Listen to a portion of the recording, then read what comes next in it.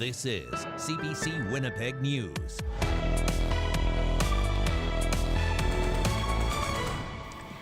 Good evening. Thank you for joining us. A threatening phone call led education officials in the Hanover School Division to close 7 schools today, affecting some 4,700 students. It's the latest in a series of threats to schools in and around Steinbach in recent days. The CBC's Karen Pauls sent in this report. 7 schools closed, including the one behind me, affecting 4,700 students. There were 4 calls, the last one yesterday afternoon. A man saying that someone will be coming in with a gun or a bomb. Police traced at least one of these calls to Wisconsin, but authorities went to the home of that number and determined that the people living there weren't involved in the call. Interpol and U.S. Homeland Security are involved in this, in the investigation, and they say that somebody's using technology to mask the phone number they're actually calling from. Here's Sergeant Paul Meneg of the RCMP in Manitoba. Take a listen. People on the internet, you basically have the capability of masking your number or where you're calling from if it's a computer, and you can basically pick whatever phone number you want to just have displayed at the other end. So the number originally came back to a U.S. Community, which, they followed up. So the information was provided to the police down there. They spoke to the homeowner and confirmed pretty quickly that these people were not involved. Now, police still are trying to figure out where these calls are originating from and how credible they are. They say that if it is mischief, someone could be charged with mischief and uttering threats. Calls like this can tie up police resources, as they have been, as well as school resources. So they're hoping to try and get to the bottom of this quickly before there are any more calls. For folks who need to go work out of the home, it's really tough to find childcare, especially since some of the childcare centers attached to schools are closed as well. We visited the home of one family today and spoke to a mother and her 2 children who are out of school. Take a listen to some of what they had to say today. Yes, it's a high percentage that it's a hoax, it's not real, but if it is real or there's something to it, at least they're thinking of the safety and they're trying to get ahead of it. I think there still needs to be some kind of lesson set of this still isn't okay, you're still affecting people's jobs, you're affecting people's schedules. You have kids with disabilities who they need that routine, now they don't have it, and now parents are going to have a rough day trying to figure that out with their kids and the balance. Again, police don't know where these calls are originating. The school board will only say they'll keep in touch with parents over the weekend and let them know where things are at for Monday morning.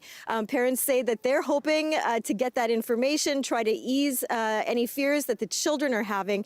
And hopefully by Monday morning, kids will be back in school and parking lots and playgrounds like this one will be full. That's our Karen Pauls reporting from Steinbach. A delegation from Manitoba is going to the Philippines next month, hoping to recruit hundreds of internationally educated nurses, people they want to come to our province to work in healthcare. But those who represent Filipino nurses and residents who are already here say that time and money could be better spent getting those already in Manitoba registered. CBC's Brittany Greenslade has more. It's a plan that's being praised by some, like the College of Registered Nurses of Manitoba, but it's leaving others with a bad taste in their mouth. The Philippine Nurses Association of Manitoba says until certain barriers here are addressed, the new recruits will just end up in other areas of healthcare or leaving the province altogether. The province has been dealing with a years-long nursing shortage that only worsened during the pandemic. It's why a Manitoba delegation is heading to the Philippines at the end of February to try to attract nurses to come here. They're looking for internationally educated nurses with at least 2 years' experience in acute or long-term care. An English language test also needs to be completed. The goal?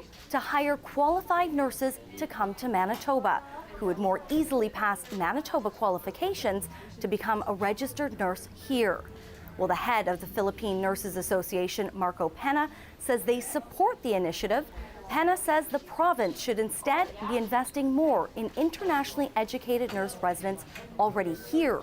He says every year more are leaving for provinces with less strict regulations, like Ontario. Wherein they can register quickly. The reason is because they already have NCLEX, or the nursing licensure exam that's at par in the US, that they bring to the table, and then at the same time they get registered easily because there are a number of factors such as waiving the English exam at that time. The college says over the past year, it started to improve issues many international nurses had and is streamlining the process. Those have included things like eliminating the requirement for certain documents or to provide them again if they had expired. We are continuing to look at alternative measures to language testing that may enable a greater number of applicants to do that. We are looking at offering applicants who may not have achieved the result they were looking for on the clinical competence assessment in the past to do a second clinical competence assessment.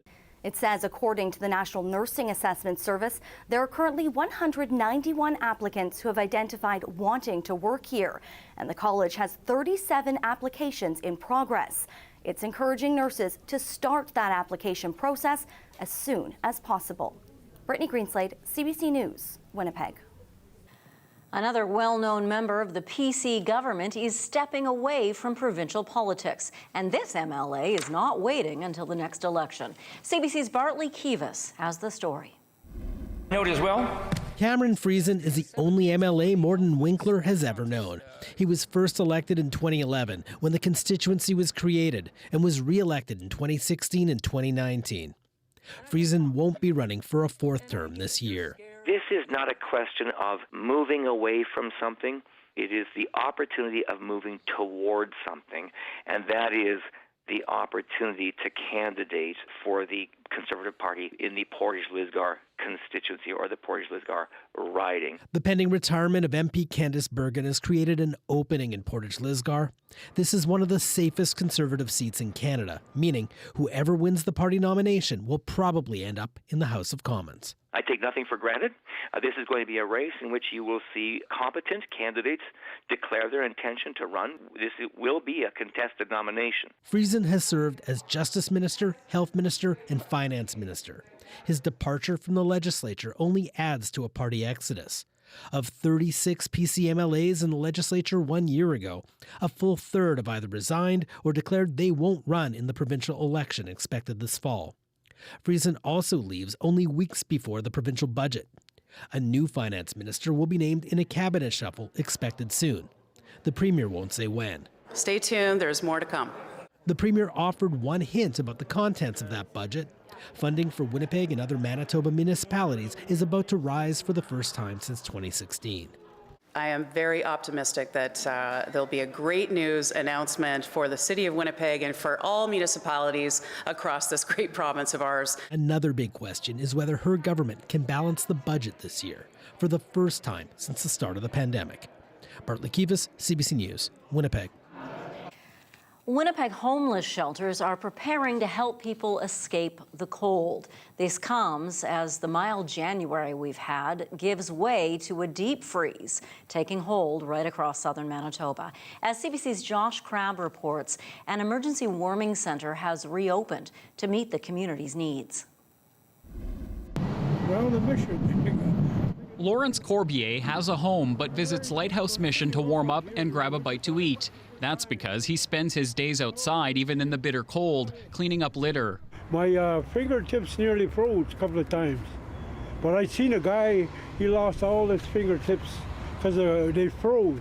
That's the reality and the risk for unsheltered people in Winnipeg every winter. With temperatures dropping back into the low -20s, shelters and missions have geared up to help people escape the cold with warmth, food, and clothing.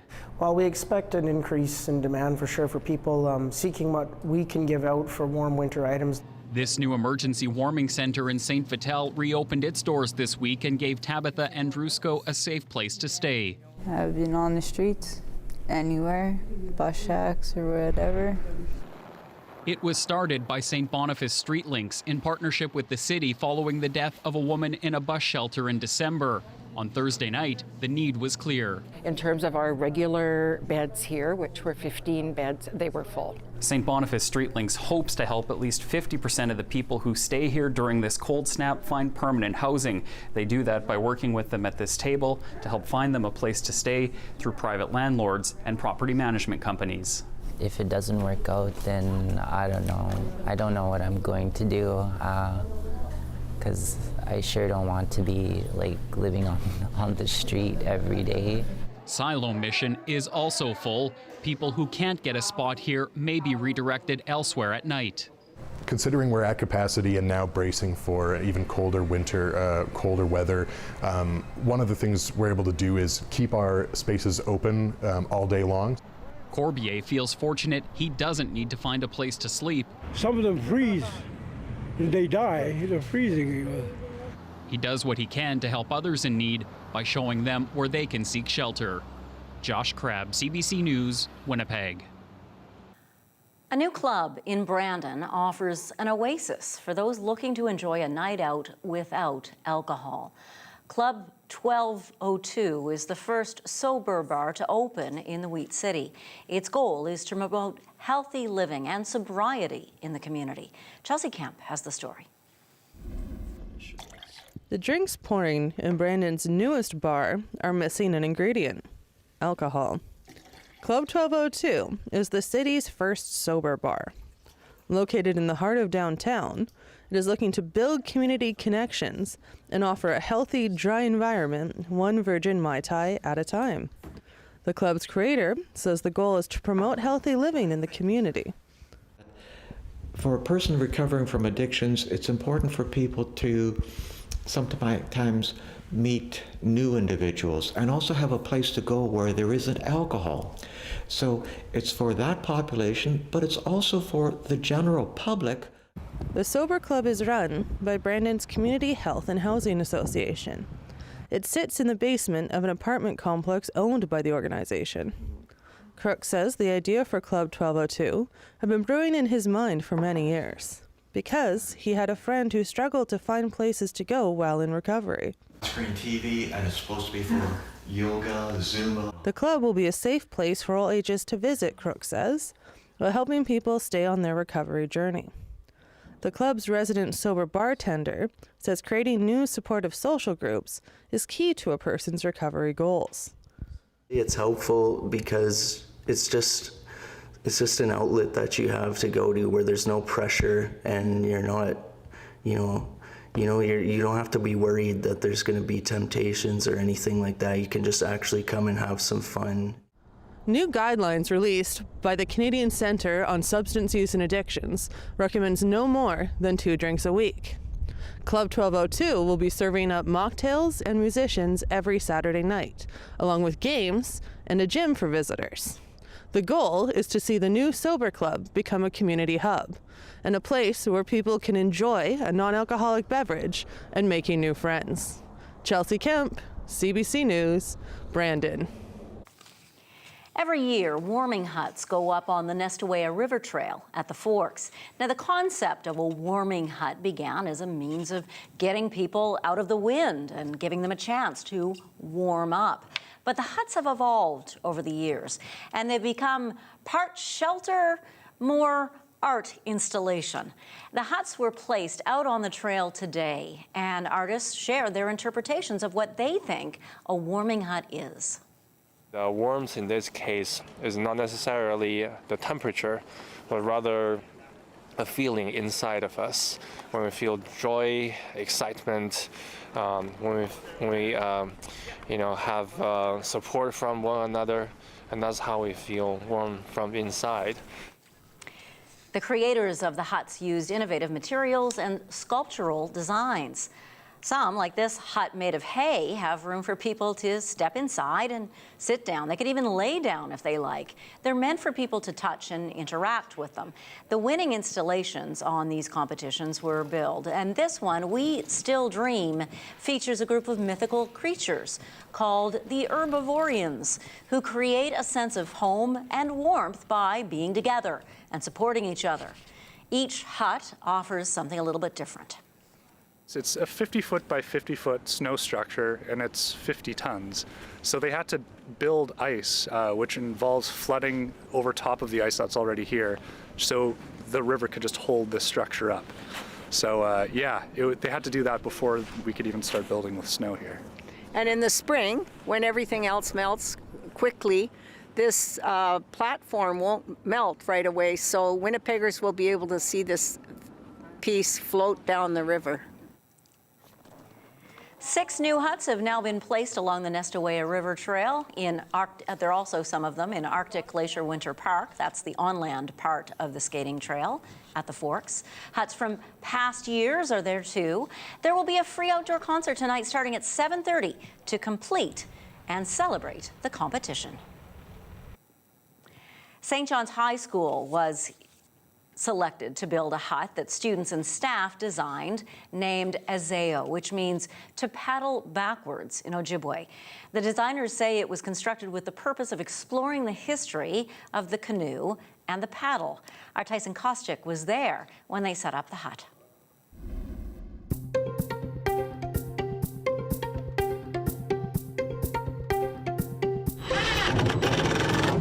Whole thing. This started several years ago. We kind of had been making paddles in our class, and then eventually just thought it'd be great to, contribute to the Warming Hut project and make one out here. So I was the project manager. I was in charge of everyone on the day off, getting them to do their jobs and making sure everything got up in a timely fashion.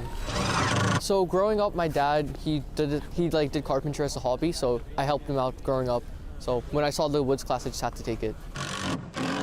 I think this was always the plan, but it was kind of like the canoe to represent them canoeing down the Red River. So I guess that was kind of the idea. We would originally have it on the Red River and then move it down throughout the year, but we decided to keep it up here. To do one paddle, I think it would take about a week of work, but we did all of them at once, so it took us 2 months in total. So we bought 4x4s of wood. We would glue them together, and then we would carve it out into the shape of a paddle, sand it down, give it this final look, and then we would stain it. Paddles help explore a little bit of history that we don't always talk about. So First Nations people, what they use them for, and not just as a leisurely activity and something that's a little more important, maybe a survival tool and stuff like that. Our students came up with the idea to put the 7 teachings on the paddles. Each representing one of the grandfather teachings, and the artwork represents each of those. When I heard the word 7, I immediately thought of the 7 grandfather teachings.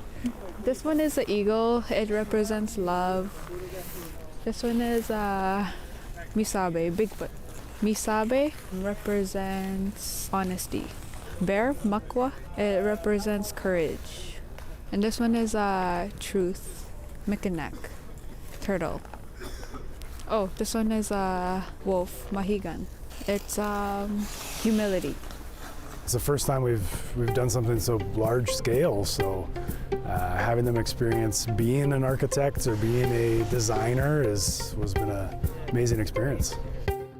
I'm honestly really proud of my artwork and the classmates' work, because they still did their part in the project, and I think that was really cool.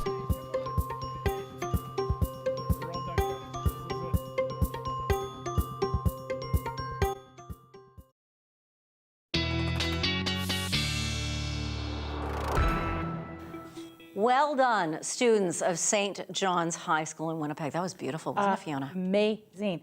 Wood class has changed a little bit since I went to high school. For one thing, women are allowed in. Yeah. I just dated myself. Oh, that's something that still makes me mad. I was grateful today because living smack in the middle of the city, I didn't have much trouble driving, even though we'd got so much snow. Yes. You live outside the city. How was it for you? Ooh, I made a critical mistake today, Janet. I didn't check my highway app before venturing out. Reduced visibility, blowing snow. It was a bit of a nail-biter drive, and it was all because of the snow. Let's look at some of these snowfall totals that were recorded by volunteers across the province. And we can see that in Winnipeg Beach, you got 9.1 centimeters of snow. Now, because of the wind, the Winnipeg number's a little bit trickier to really pinpoint because, you know, the wind was pushing everything around. But in some areas, we did get 10.2 centimeters of snow. So unfortunately, after the show, I will be doing a little bit of shoveling. Right now, we are sitting at -20 here in Winnipeg. Visibility is unlimited, so a big change from this morning. That's going to stay with us overnight tonight because we have an incredibly light wind, but we have a lot of cold air. We're calling this the Arctic dip. I wish it was artichoke dip, but it's Arctic dip, and it's making everything cold. All that stuff in purple, I matched my jacket to be with it because it is so darn cold. Looking for wind chill values in the north into the -50s. Down towards Winnipeg, we're looking for closer to -39. Well, some of the things that we're going to be watching for is that low that we had yesterday, bringing all that moisture to us. That's going to go away, which is going to be great.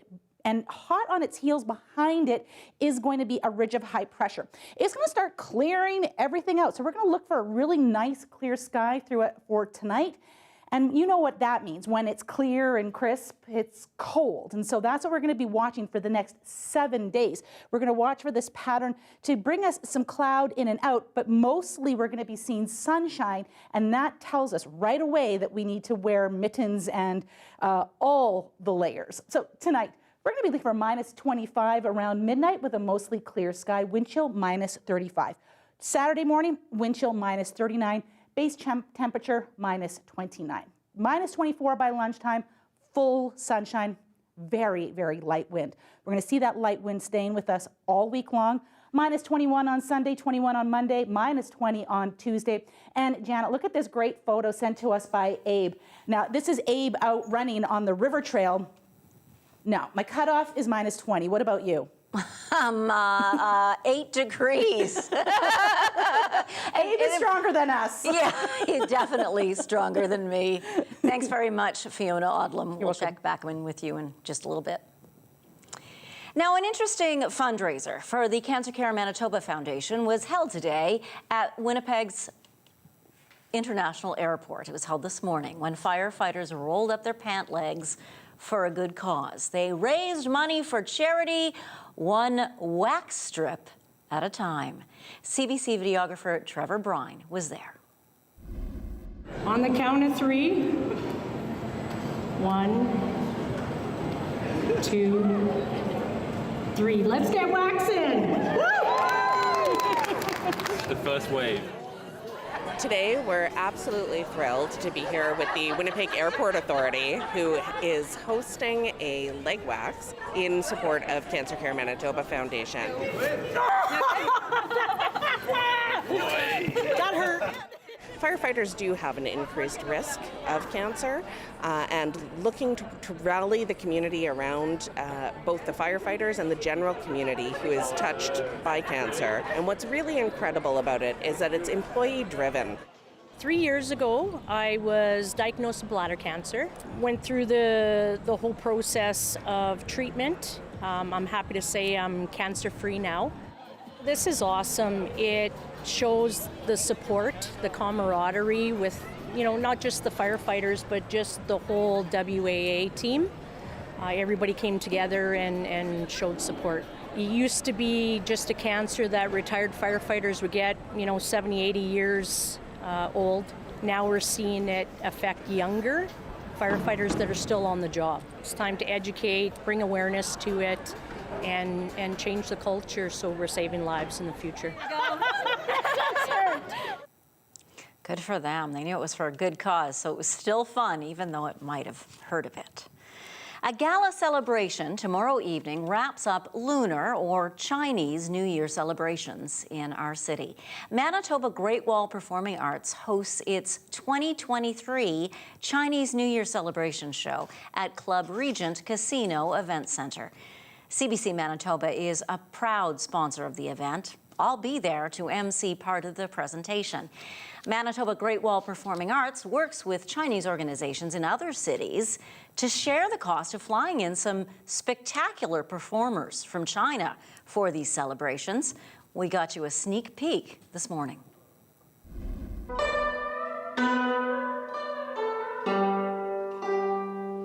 Hello, my name is Diana, and I play Chinese zither. In celebration of the New Year of the Rabbit, we have a Lunar New Year show coming up, and it is going to be if you want to explore and experience a cultural adventure, this is the time that you come to the casino and watch it with us.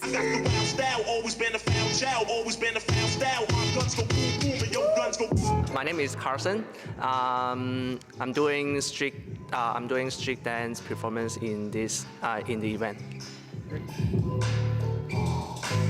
So there will be dance, cultural dance. There will be musical instruments. There will be young children dancing and a magic face change. So we have a professional coming from China who's going to be doing the magic face change. And the magic face change is a Sichuan opera.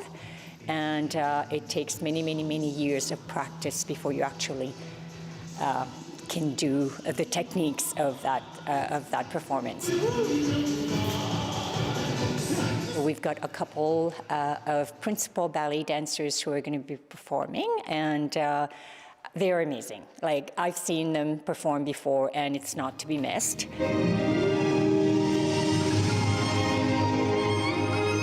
My name is Winnipeg, and I'm doing the Chinese dance. This really brings back good memories of our young age when the celebration was, it starts from a week before and it goes on to another 2 weeks. So this is really nice to just bring back good memories and get people together and celebrate at the same time and enjoy. Absolutely beautiful. Let's change gears now for important memories. This is International Holocaust Remembrance Day. We're going to introduce you to a family in Winnipeg believed to be the oldest living Holocaust survivor siblings in the world. You're watching CBC Winnipeg News.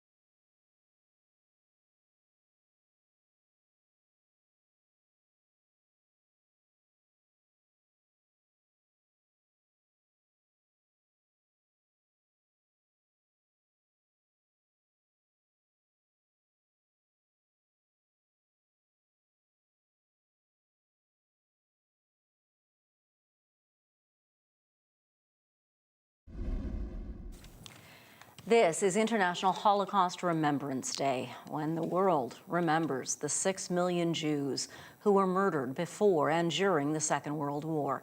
Today, 78 years after it was liberated by Soviet forces, survivors and other mourners gathered at the Auschwitz-Birkenau State Museum in Poland. Adonai, Shema v'koli, kivete Adonai, kiveta nafshi. More than 1 million people were murdered by the Nazis at this one camp alone. The vast majority of the victims were Jews, but Poles, Roma, and Soviet prisoners of war were also killed here, most of them in gas chambers. The museum is just 300 kilometers from the border with Ukraine. And speakers of the service spoke of the war there, their hopes that peace will be restored in Europe. Well, these Winnipeggers are believed to be the oldest living Holocaust survivor siblings anywhere in the world. Sisters Ruth Zimmer, Ann Novak, Sally Singer, and their brother, Saul Fink, grew up in southeastern Poland before the Second World War forever changed their family. Today, the surviving siblings share an unbreakable bond and a similarly strong desire to tell their story. They sat down with CBC's Marcy Marcusa this week. Here's some of their interview. My name is Solomon, but they call me Saul. Saul? S-O-L. I am born 1924. Yeah. And who are these lovely ladies sitting with you? That's all my sisters. All of your sisters? Yes. Wow.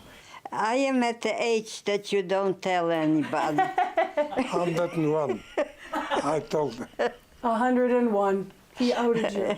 Sally. Sally. Singer. S-I-N-G-E-R. Do you want to introduce who's beside you? Who is this? This is my sister Ruth. Is she she's the youngest? She is the youngest, yeah. Youngest sister? My full name is Ruth. My next name is Zimmer. And how old are you? I am 96. That's what I was told. And who's beside you? Anne, my sister Anne. Hi, Anne. My beautiful sister Anne. Nice to meet you. And we are all Holocaust survivors. You are not only Holocaust survivors. We are survivors. You are the oldest living Holocaust survivor siblings anywhere in the world. Yes. When I say that, what does that feel? What do you feel? It feels, I'm very touched by it, and it's an honor. I think living is an honor. It's not. I'm not ashamed to tell everybody how old I am. Ruth, you were saying before we started, put the camera on, that you think maybe why you've survived all these years is because you're together. That's what I think. Yeah? Yeah. We also had another little brother that he didn't survive because he stayed with the grandparents back in Europe. Ellie. Ellie. Yeah. He said, when it's trains like this, it cannot be good. He was 10 years old, because I was 12, he was 10. 10, yeah. I had the power to bring him back, to give him life, and he ran away to die. I always think of him. I do want to ask about the day when everything changed. So I remember riding on those serpentines, you know, those Slona Góra. To go to our grandparents, so they hired a horse and buggy and took us to Terawa Woloska from Sanok. It's just to go across the river. We were on the other side. So the Russians were there already, and the Germans were in our city. We left our home, and this was forever. We never came back there. And then one night, maybe a few months later, they came at night and picked up all those people and sent them to Siberia.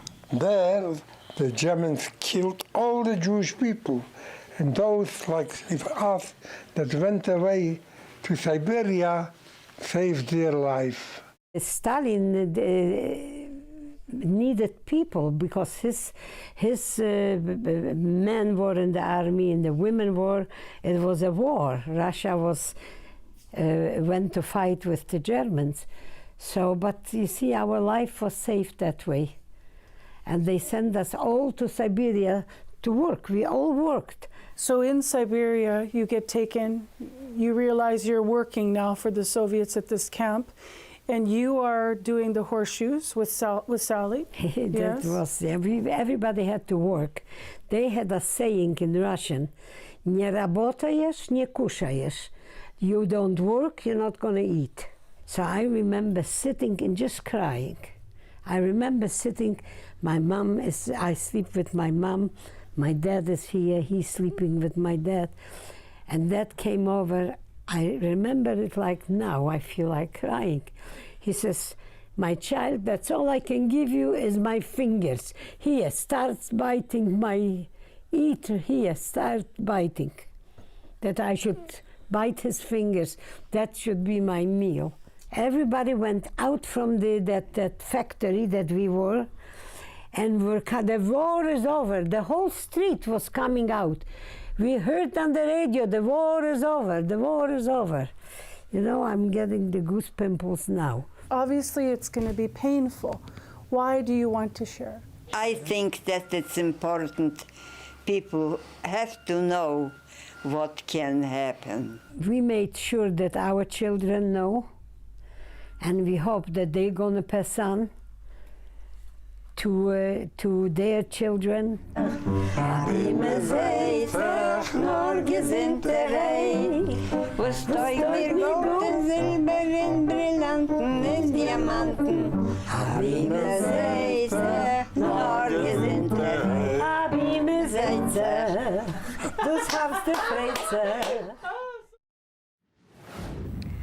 Our thanks to the siblings for sharing their stories.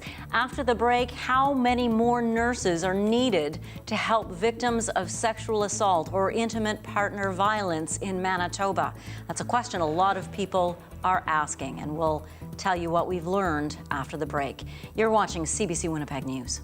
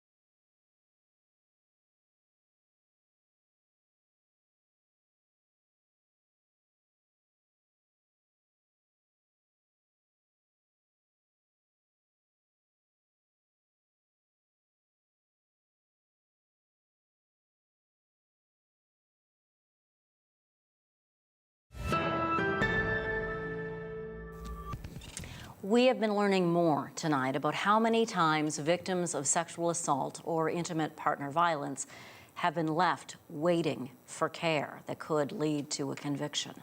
The Sexual Assault Nurse Examiner program is made up of specialized forensic nurses who gather the evidence needed. But they mainly work with the program on a casual basis when not scheduled to cover other units. Shared Health says between April 1st and January 24th, 764 patients presented to the program. In 14 of those cases, a forensic nurse wasn't available to provide the care needed. Shared Health says 9 were able to be examined later the same day.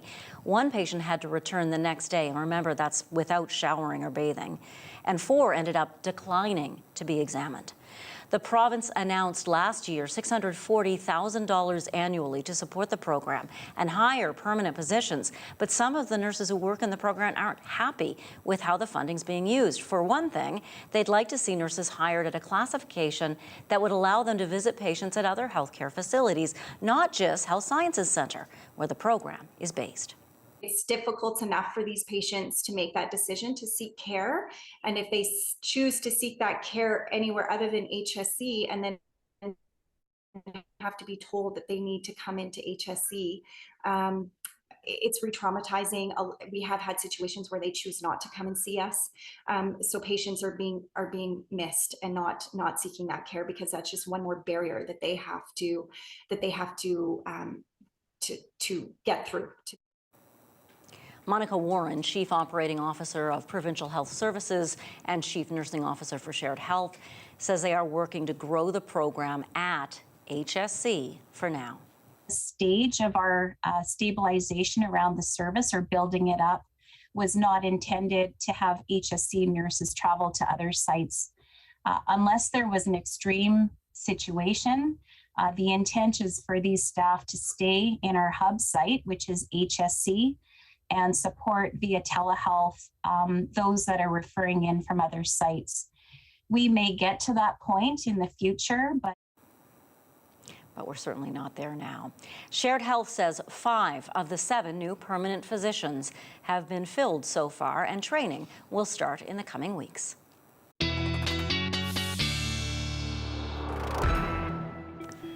Our weather specialist, Fiona Odlum, joins us once again. So we're in for the big chill. The big chill. It's the last weekend of January. I guess we deserve it, need it, expect it. I think we've been lucky to make it this far without a long, long stretch of super cold weather. It starts today. And it also starts with this great photo from Churchill, Manitoba.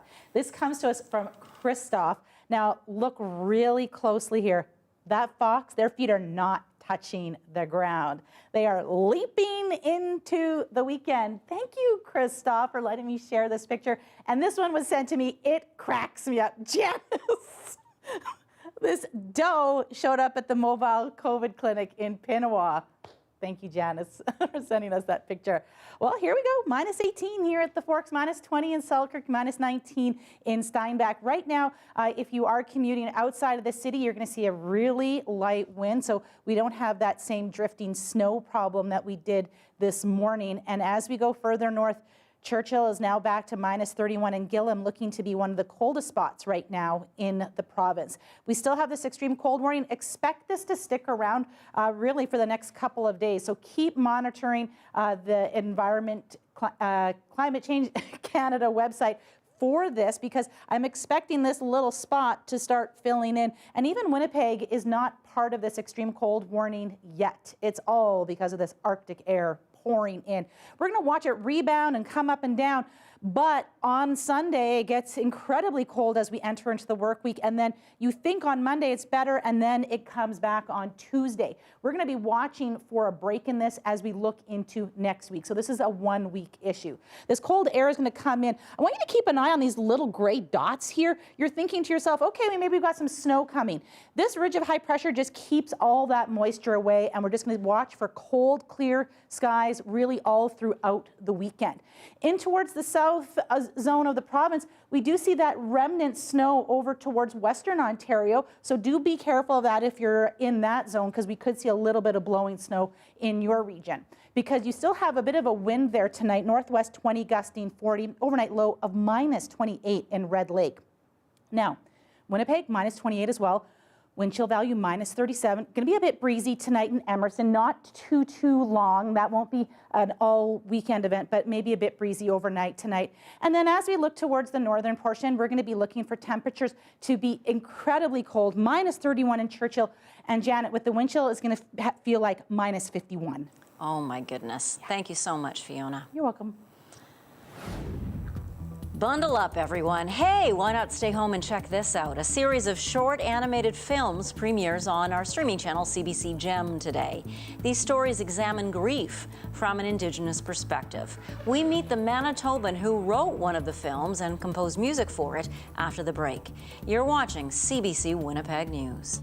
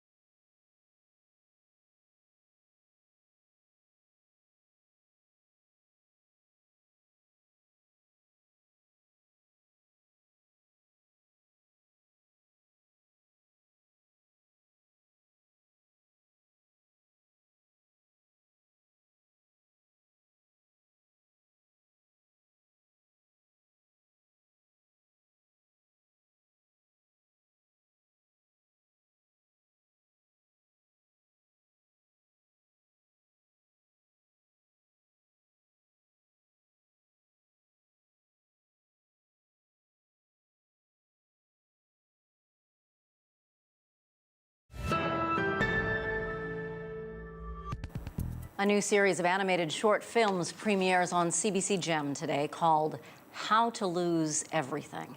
The films are part of a project aimed at keeping Indigenous languages alive. Each is produced in a different Indigenous language and then translated into English and French. Singer-songwriter Tara Williamson wrote and composed music for one of the films. She's a member of Opaskwayak Cree Nation who grew up in Swan Lake, Manitoba. I spoke with her yesterday. Hello, Tara Williamson. Thanks for joining us. Hello, miigwech, no problem. The English title for the film you wrote and composed for is Heart Like a Powwow. What's it about? Yeah, well, it's about the first time it's one thing it's about is the first time I heard my son's heartbeat on a sonogram. It sounded like a powwow. And so the piece is actually 2 different poems that I wrote when I was pregnant with my son. And they've got some thematic connections. So we put them together to make one large piece. But that's where the title comes from. I thought this series of short films explored different Indigenous perspectives of heartache. Is there heartache in your story? There absolutely is. And so, so my son passed away when he was 6 months and 1 week old. And so when Krista approached me about this project, and that was he passed away in 2016, so we're almost at a 7-year mark, which is very important in our sort of ceremony times. And when she approached me, I had just released an album that was a lot about grief, and I had sort of a lot of material about grief and everything else that I could have fit the project. But she was so open about all the ways that heartache influences our life. And so I was at a point in my life where I had started really exploring love, the love that precedes grief, right? We grieve because we have loved something so much. And so through the project, I was able to go back and reflect on the art and the writing and the music that I had created when I was pregnant, when I was just beginning to sort of create this love for this person who would come into my life. So so it was a really wonderful opportunity to think about, the not just the heartache and the hardship of grief, but the reason we experienced that is because we had such deep love to begin with. That's a hard project to take on, though. Did it help you? Oh, that's a good question. Yeah, I think it really did. Not just in being able to, I think, sometimes when you're having a hard time, it's hard to have good days. It's hard to sort of just let yourself have a good day and experience good things. And I think being able to turn to, again, like the good days before you knew that it might go badly. It was helpful. It was helpful to focus on those things and to do it with a team of people who were so compassionate and so willing to also tell that story. You tell me your kukum spoke Anishinaabe-Moan. Yes. So how did this project help you in re-engaging with that part of yourself that started learning the language at such a young age? Yeah. I was my mom had I was adopted, but my mom had found out she was pregnant 6 months after I was adopted. So she had 2 children under 2. And so I spent a lot of time with my kukum in Swan Lake, Awashkikmug, Swan Lake, Manitoba. So I was very lucky to be raised with a lot of language in my ear, not necessarily being able to fluently speak it. And just shout out to my kukum, Fiona Swain, who's the oldest member of Swan Lake First Nation at 98 years old and still kicking. But the process of getting the translation, so Pat Nguance, who's an old family friend, did some of the translation. Henry Pitawanakwit, who's from Manitoulin Island, helped me in the pronunciation, and being able to go through and remember the sounds of words, remember, that there's different ways to say things, and be able to think about, my son had an Anishinaabe name, and I was trying very hard. He was starting to recognize Anishinaabe words as he was getting old enough too. And so, so it was a really personal connection, and it felt really, it's, again, in the love, there's a love of language, and there's a love of where I'm from that gets translated through, and I hope shines through, some of the darker part of the story or the grief part of the story that we, now that happens after. Tara Williamson, thank you for sharing your story with us and for this beautiful film. Miigwech, thanks so much for watching. Your 7-day forecast and daily lift are still to come. Stay with us.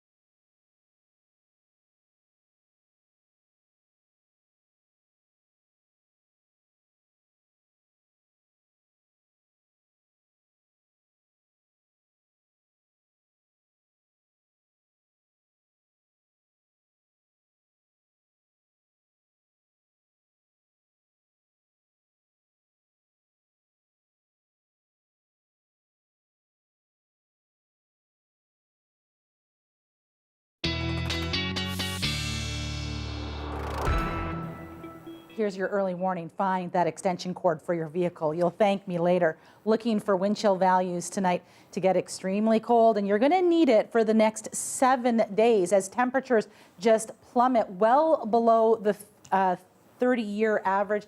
Into the minus 30s we go, Janet. Oh, dear. Oh, well, here we go. Well, then I can't be alone in this, Fiona. When it's that cold out, nobody wants to, I don't want to get out of bed and leave the house. It's tough. Yeah, and well, there's this dog, Odie, and he has no interest at all in joining his buddy, Liam, for their daily walk. Here's your daily lift.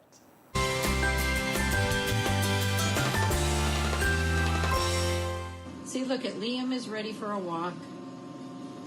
This is Odie. Come on. Chris is trying to get him to go. Hard, though. Come on, Odie. Come on. Odie, won't even get out of bed. So funny. I have felt that way many times. Okay, we're bringing the bed with you. Thank you, Melody, for that. Thank you all for watching us. We'll be back regular time next week, we hope. See you. Great weekend.